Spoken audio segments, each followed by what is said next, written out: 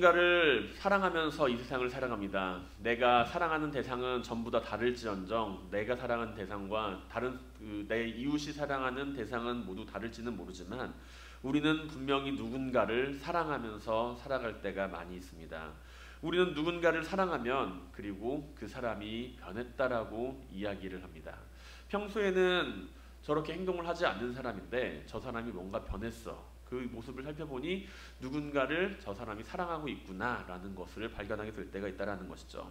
사랑하는 사람을 만나거나 사랑하는 사람이 생기면 말과 행동에 변화가 생긴다는 것입니다. 평소에는 밥을 엄청나게 많이 먹는 사람도 자신의 여자친구나 남자친구 앞에서는 조금 밥을 적게 먹으면서 나 이렇게 건강관리하는 사람이야 라는 이미지를 보여주거나 아니면 다소곳한 이미지를 보여주기를 원한다라고 많이들 생각을 하고 있죠. 운동을 좋아하는 사람, 운동을 싫어하는 사람 분명히 있습니다. 하지만 운동을 좋아하는 사람을 내가 만나게 되었을 때 나는 그 사람의 마음에 들기 위해서 하지도 못하는 운동을 잘한다고 뻥을 치거나 아니면은 그 사람이 하는 운동이 뭔지를 같이 해보고 싶다라고 이야기를 할 때도 많이 있죠. 그렇기 때문에 내가 별로 좋아하지 않는 옷을 내가 입었다 하더라도 내가 좋아하는 사람에게 칭찬을 받았을 때 우리는 기분이 좋기도 합니다. 우리가 누군가를 사랑한다라고 말하는 것은 내가 상대방의 마음에 들기를 원한다라는 이야기이기도 하며 그것은 또한 내가 상대방에게 무엇인가를 더 많이 해주고 싶다라는 이야기와도 같습니다. 내가 상대방을 사랑하고 있다라면은 나는 상대방을 위해서 뭔가를 조금이라도 더 해주고 싶은 마음이 든다라는 것이죠. 물론 상대방에게 무조건 다 해주는 것, 그것이 사랑은 아닐 것입니다. 때로는 엄한 질책도 필요하고 상대방이 마음에 들지 않는 이야기를 할 수 있는 것도 사랑의 한 모습이라고 할 수 있겠지만 그렇지만 기본적으로 사랑하는 사람을 위해서 우리는 많은 것을 해주고 싶고 그 사람을 위해서 희생하고 싶기도 하며 그것을 기반으로 해서 그 사람이 행복해지기를 바랍니다. 그 사람이 행복하게 되기를 바라고 잘 되기를 바라는 것, 그것이 바로 사랑의 한 모습이라고 하는 것이죠.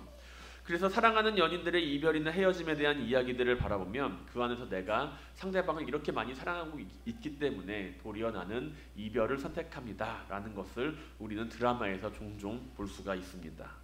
내 사랑이 아니라 상대방의 행복을 위해서 선택을 하는 것, 그것이 사랑의 한 모습이라고 보여준다는 것이죠. 오늘 본문을 살펴보게 되면 주님께서는 한밤중에 자신을 찾아온 니고데모를 맞이하게 됩니다. 그리고 그와 계속해서 대화를 이어나가고 계시죠. 니고데모는 구원에 대한 궁금증을 품고서 주님께로 찾아왔습니다. 주님께서는 니고데모를 향하여서 하나님의 구원에 대하여 설명하시죠. 니고데모는 주님께서 하시는 그 말씀을 듣기는 들었지만 잘 이해하지 못합니다. 그러한 모습을 보면서 주님께서는 하나님의 구원에 대해서 잘 알지 못하는 니고데모를 매우 안타깝게 여기며 그를 위하여 친절하게 계속하여 설명을 하고 계십니다. 하나님의 구원에 대해서 요한복음 3장 16절은 어떻게 우리에게 이야기를 하고 있나요? 이 구절의 말씀은 우리가 매우 익숙하게 접할 수 있는 구절입니다. 요한복음 3장 16절 하나님이 세상을 이처럼 사랑하사 독생자를 주셨으니 이는 그를 믿는 자마다 멸망하지 아니하고 영생을 얻게 하려 하심이라 라는 것이죠.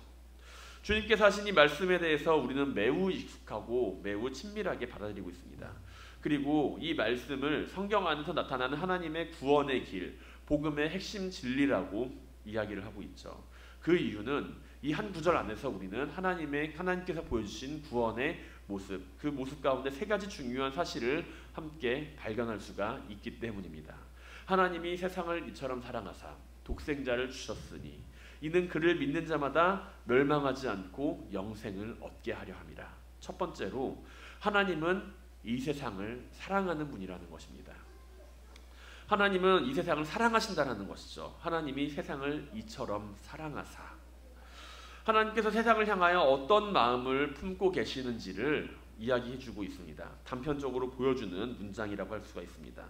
하나님께서는 자신이 창조하신 세상을 방치하거나 방관하는 것이 아니라 사랑하고 돌보시고 보살피기를 원하신다라는 것이죠. 하나님이 세상을 사랑하는 것이 특별한 것처럼 느껴지지 않을 때가 종종 있습니다. 하나님께서 세상을 사랑하는 것 당연한 거 아닌가요? 하나님께서 세상을 사랑하는 것 너무나도 당연한 이야기를 왜 그렇게 특별하게 이야기를 하는 것입니까? 라고 느껴질 수가 있는 것이죠.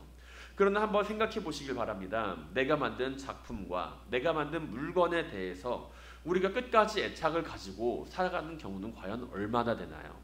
내가 만들고 내가 열심히 만든 작품에 대해서 애착을 가지고 살아가는 그 경우는 그렇게 흔하지가 않습니다.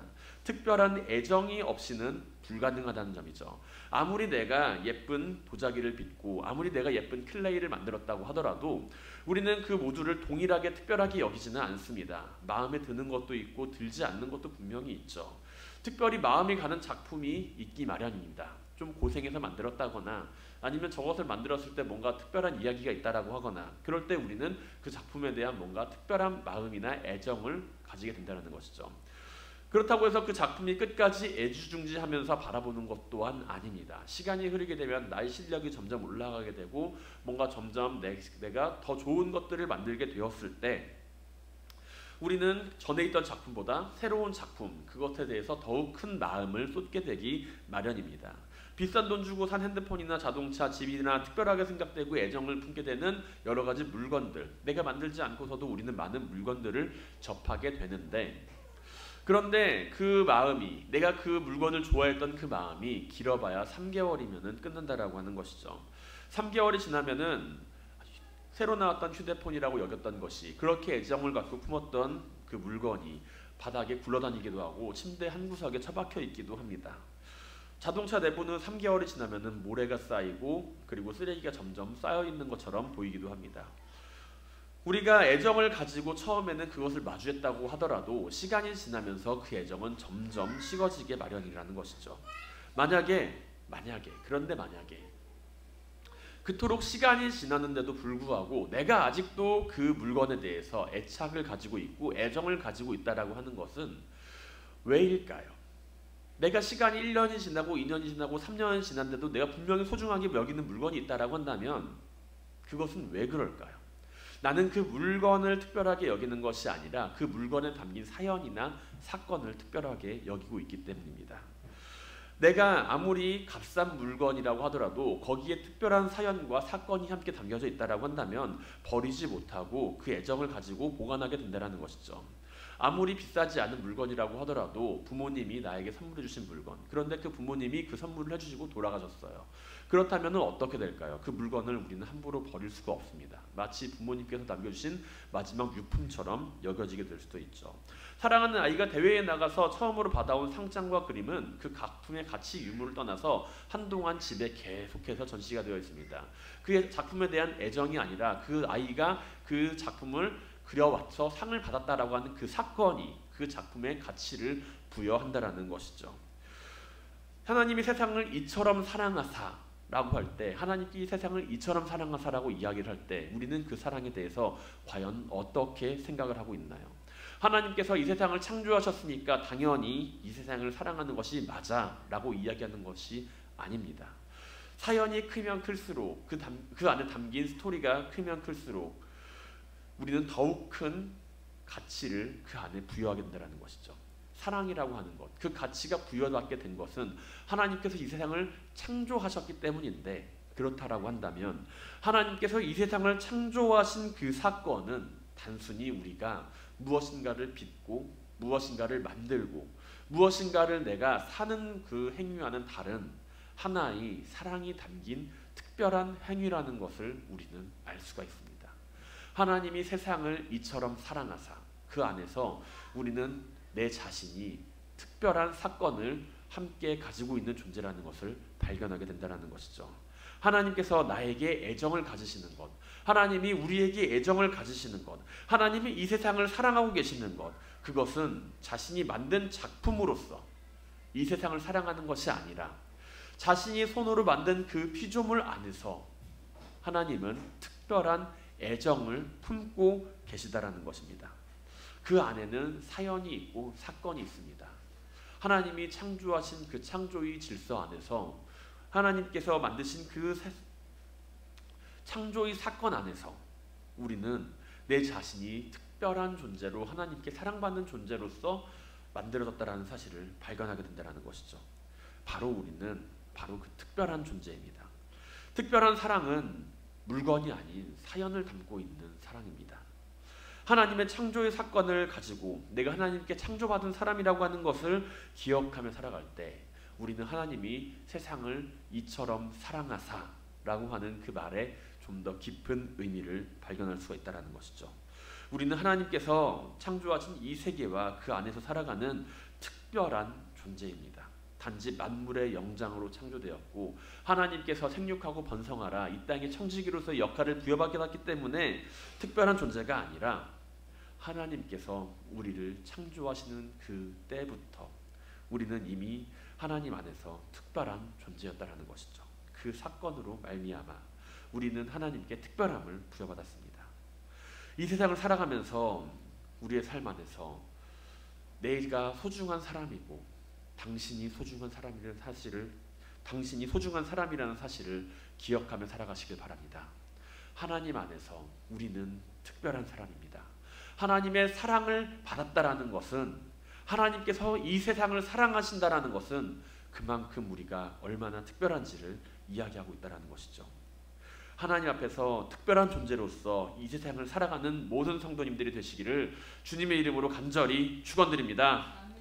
두 번째로 우리가 생각해 볼 내용은 하나님께서 독생자를 이 땅에 보내셨다라는 것이죠. 주님께서 이 땅에 오셨다라는 거예요. 하나님이 자신의 사랑을 위해 일하고 계시며 방관하시는 분이 아니라는 것을 이야기해 주는 부분입니다. 하나님이 세상을 이처럼 사랑하사 하나님의 사랑은 단지 그냥 마음으로 끝나는 사랑, 그냥 말로만 끝나는 사랑이 아니라 행동하는 사랑이며 하나님께서는 일하시는 분이라는 것이죠. 하나님은 자신의 사랑을 위해 일하고 계시며 방관자로서 존재하는 것이 아니라 그 사랑을 위해서 움직이시는 분이라는 것입니다. 하나님에 대하여 우리는 과연 하나님이 지금 일하고 계시는가? 이 의문점을 종종 가질 때가 있어요. 하나님이 살아계시면 왜 움직이지 않으시는가? 악인은 승승장구하고 의인은 괴로워하는 모습을 왜 하나님은 바라만 보고 계시는가? 하나님은 어째서 아무런 움직임도 보이시지 않는가라는 삶의 의문점들을 우리는 가질 때가 있습니다. 그러나 하나님은 분명 살아계시고 역사하시며 일하고 계십니다. 단지 우리는 내가 스스로 의롭다 여기고 내가 스스로 의롭다라고 생각하는 사람의 고난과 어려움을 두고서 하나님의 섭리를 판단하고 있는 것은 아닌지 생각해 보아야만 합니다. 하나님은 자신의 아들을 이 땅 위에 보내실 정도로 큰 마음을 품고 움직이셨어요.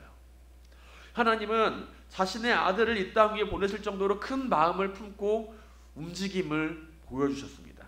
그런데 정작 주님께서 이 땅 위에서 오셨을 때 주님께서는 십자가에 매달려 돌아가시게 되죠. 그리고 그 주님을 십자가에 못 박은 사람들은 자신들이 하는 행동을 향하여 스스로를 의롭다라고 생각하며 하나님의 정의를 위해 나는 일하고 있습니다. 이렇게 여겼습니다. 주님께서 하시는 모든 일을 바라보며 핍박하였고 주님께서 하시는 그 성령의 일을 함께 회방하였습니다. 그러한 모습 안에서 우리는 과연 무엇을 발견할 수가 있나요? 오늘 성경은 18절에서 19절의 이하에서 다음과 같이 전하고 있습니다. 그를 믿는 자는 심판을 받지 아니하는 것이요 믿지 아니하는 자는 하나님의 독생자의 이름을 믿지 아니하므로 벌써 심판을 받은 것이니라. 그 정죄는 이것이니 곧 빛이 세상에 왔으되 사람들이 자기 행위가 악함으로 빛보다 어둠을 더 사랑한 것이라 라고요. 여기서 우리가 주목해 볼 부분은 사람이 자신의 행위를 대하여 그 행위를 사랑함으로 빛보다 어둠을 더 사랑한다는 것입니다. 하나님의 의로우신 행위에 대해서 하나님께 향하시는 그 의로우신 행위에 대하여 온 세상의 생명을 구원하기 위한 섭리에 대하여 그 이름을 믿지 않는 자들은 분명히 존재합니다. 그러나 이러한 사람들이 있다 하더라도 하나님은 일하시는 것을 멈추지 않으십니다. 하나님은 분명 일을 하고 계신다라는 것이죠. 지금 우리가 스스로를 이로운 사람이라 여기는 것이 아니라 믿음 안에서 하나님을 바라보고 있다라고 한다면 우리는 하나님께서 하시는 그 일에 대해서 불평하거나 원망할 수는 없습니다. 왜냐하면 하나님께서는 가장 큰 일을 우리 가운데 행해 보이셨고, 그리고 그뿐만이 아니라 지금도 이 순간에도 함께 일하고 계시기 때문입니다. 단지 우리는 하나님 앞에서 내 자신이 의롭다라고 이야기하기에 앞서 스스로 의롭지 못하다라는 사실을 고백하며 이 세상에서 한 분 하나님만이 오직 의로우신 분, 그분이 일을 하고 계신다라는 것을 바라보아야만 합니다. 시편 14편에서 시인은 노래합니다. 어리석은 자는 그의 마음에 이르기를 하나님이 없다 하는도다. 그들은 부패하고 그 행실이 가증하니 선을 행하는 자가 없도다. 여호와께서 하늘에서 인생을 굽어 살피사 지각이 있어 하나님을 찾는 자가 있는가 보려 하신즉 다 치우쳐 함께 더러운 자가 되고 선을 행하는 자가 없으니 하나도 없도다 라고요. 그러나 하나님은 이 본문에서 우리가 또한 함께 살펴볼 수 있는 것은 인생들을 굽어 살피신다라는 것이죠. 자신의 사랑하는 아들을 보내신다라는 것이죠. 자신이 얼마나 세상을 사랑하고 있는지를 하나님은 보여주셨습니다. 하나님은 세상을 사랑하시기 때문에 움직이시고, 그 사랑은 하나님을 방관자가 아닌 움직이며 일하는 분으로 만듭니다. 사랑하는 성도 여러분, 세상이 아무리 악하다라고 해서, 세상이 아무리 악하다고 해서 우리는 그 세상을 원망하거나 하나님을 원망하거나 우리는 내 자신이 처한 상황에 대하여 불평하기에 앞서서 하나님이 세상을 사랑하시는 분이며 하나님께서 일하고 계시며 그 하나님이 지금 이 자리에서 나와 함께하고 계신다라는 사실을 기억해야만 합니다. 하나님의 사랑과 하나님께서 사랑하심으로 일하심을 우리는 반드시 기억해야만 합니다. 그분이 우리를 얼마나 사랑하고 계시는지를 바라보시길 바랍니다. 아무런 관계가 없는 사람을 위해서 우리는 쉽게 일을 할 수가 없죠. 하지만 내가 하나님과 특별한 관계가 있기 때문에, 내가 하나님과 큰 사랑의 사연을 가지고 있기 때문에 하나님은 우리를 위해서 일하셨습니다. 그 아들을 보내주셨습니다. 하나님은 살아계시다라는 것이죠. 그리고 지금 오늘 이 순간에도 하나님은 일을 하고 계십니다. 하나님께서 지금 일하지 않는 것처럼 보인다고 해서 하나님께서 일하지 않는다고 우리는 생각하나요? 그렇다면 주님을 이 땅에 보내신 하나님께서는 아무런 일도 하지 않으시는 하나님이신가요? 과거 2000년 동안 하나님께서는 인류의 역사 가운데 아무런 일도 하지 않으시고 아무런 행함도 없이 그냥 방관자처럼 사람들을 바라보고 계셨나요? 그렇지 않습니다. 하나님의 사랑을 기억하는 사람은, 하나님께서 하신 일을 바라보며 하나님의 일을 바라보는 사람은 하나님의 사랑을 함께 발견할 수가 있습니다. 하나님은 사랑 가운데 일하고 계시며 사랑이 하나님을 움직이시며 하나님께서 움직이시는 그 모습 가운데 하나님의 사랑은 우리 가운데 드러나기 때문입니다.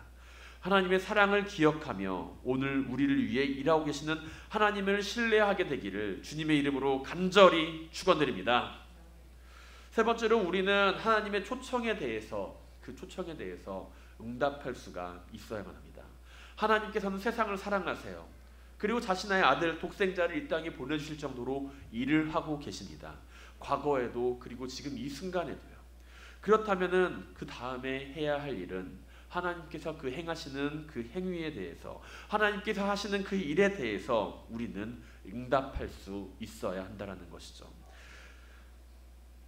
사람들은 자신의 행위를 사랑하며 빛이 아닌 어둠을 사랑합니다. 그렇지만 하나님께서는 이러한 사람들의 모습을 바라보시며 안타까워하시며 온 세상을 심판하려 하시는 것이 아니라 온 세상을 구원하기 위하여 그 아들을 보내십니다. 구원과 심판은 동전의 양면과 같이 붙어있는 모습이죠. 심판의 자리에서 우리는 구원을 함께 소망합니다.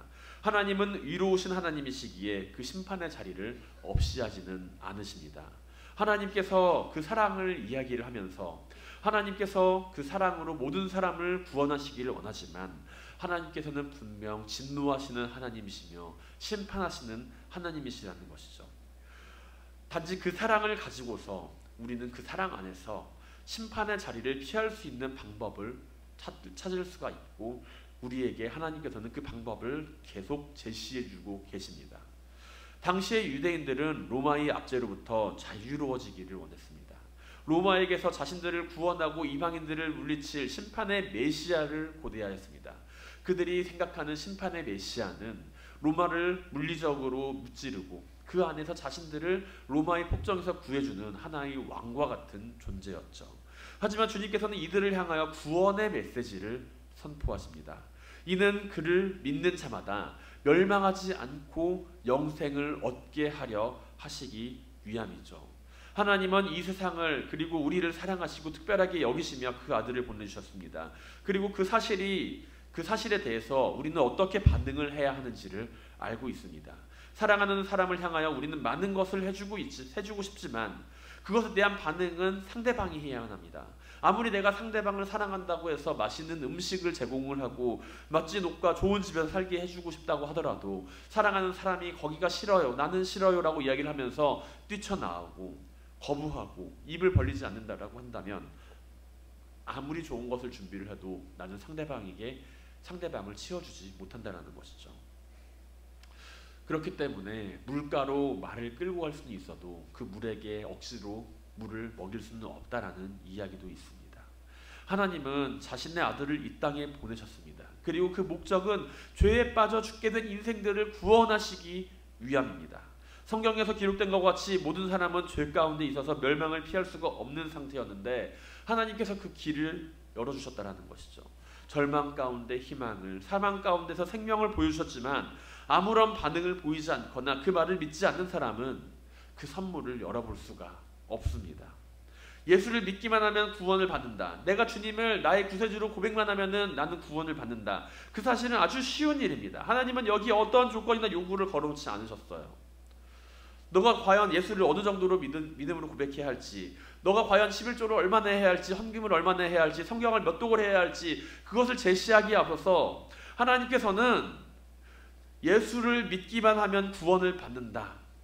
그 사실을 우리에게 제시하셨습니다. 예수를 믿기만 하면 구원을 받는다는 사실은 아주 쉬운 일이죠. 어떠한 조건이나 요구도 걸려있지 않습니다.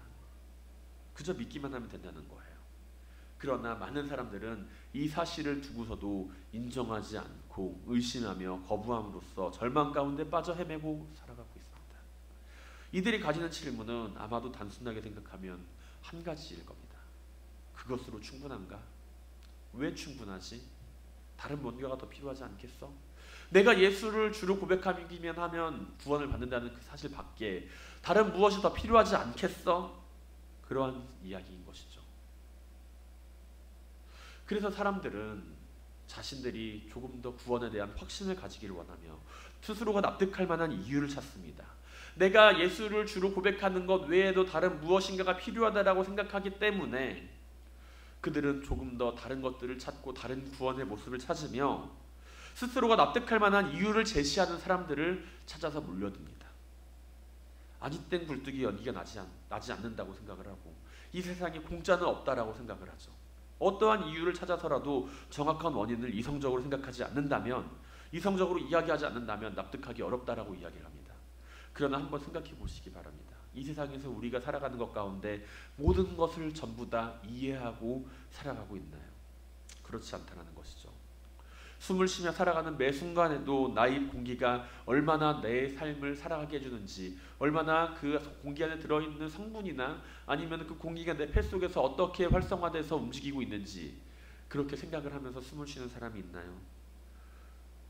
우리가 숨을 쉬며 살아가는 그 순간마다, 내가 살아가 있는 그 순간순간마다 모든 것들이 다 나를 납득시키고 있나요? 나의 삶 가운데 모든 것들이 나를 납득시키고 모든 것들을 다 이성적으로 생각해서 판단할 수가 있나요? 병에 걸려 죽을 위기에 처해 있어도 납득할 만한 설명을 들어도 그것을 도리어 인정하지 못하고 또한 부정하는 사람들도 있습니다. 내가 이런 병에 걸릴 리가 없어. 내가 분명히 이렇게 건강하게 살아왔는데 내가 왜 이런 병에 걸려야 돼? 나는 억울해. 이렇게 이야기를 하는 사람들도 분명히 존재하죠. 의사가 아무리 납득할 만한 설명을 해도 인정하지 않고 도리어 성을 내고 분노하는 사람들도 있습니다. 우리의 삶은 보아도 이해하지 못하고 들어도 알지 못하는 것들이 너무나도 많이 있습니다. 우리의 삶은 매우 이성적인 것처럼 보이지만, 우리의 삶은 매우 이성적이고 현실적인 것들을 찾는 것처럼 보이지만 그렇지가 않은 것들이 참으로 많다는 것이죠. 우리는 하나님께서 창조하신 세계 질서의 일부만을 깨닫고 살아갑니다.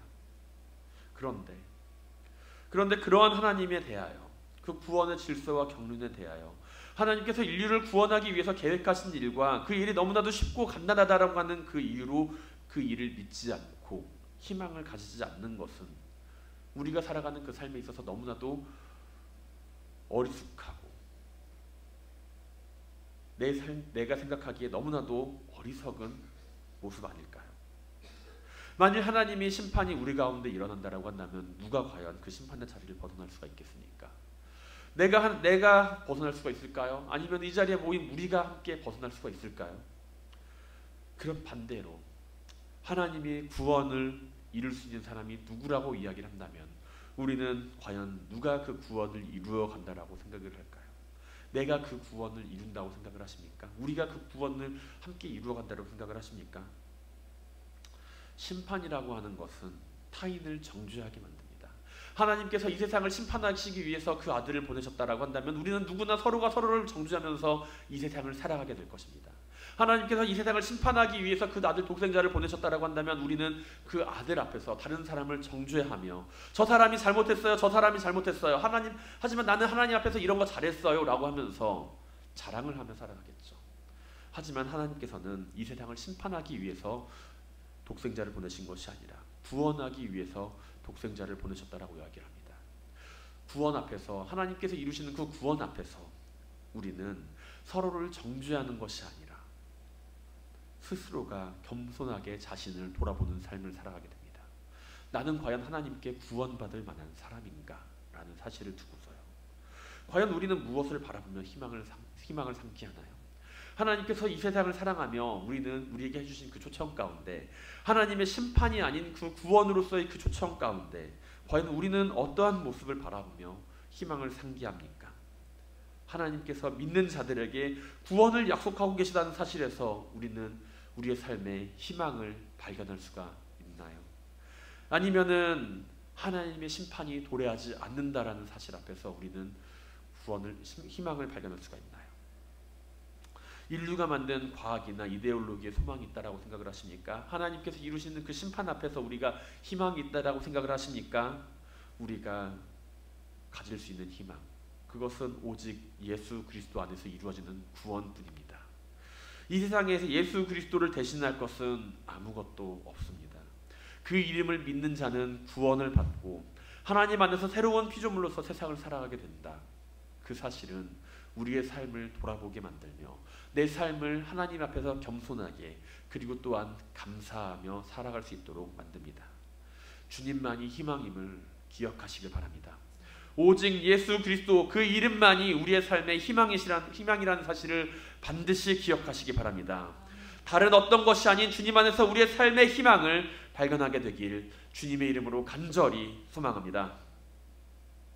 사랑하는 성도 여러분, 우리는 무엇보다도 하나님의 선택을 받은 자라는 사실에 대해서 감사할 수 있어야 합니다. 주님의 이름 안에서 우리는 희망을 발견하고 구원을 얻었음을 알게 됩니다.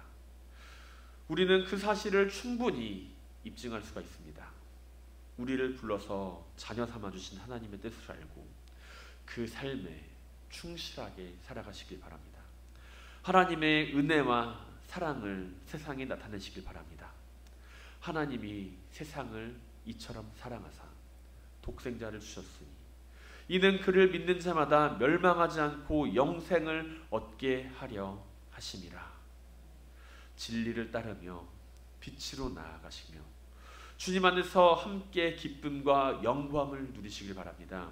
하나님 나라의 백성으로 그에 합당하게 말하고 행동함으로써 우리의 구원을 증명하며 살아가는 모든 성도님들이 되시기를 주님의 이름으로 간절히 축원드립니다.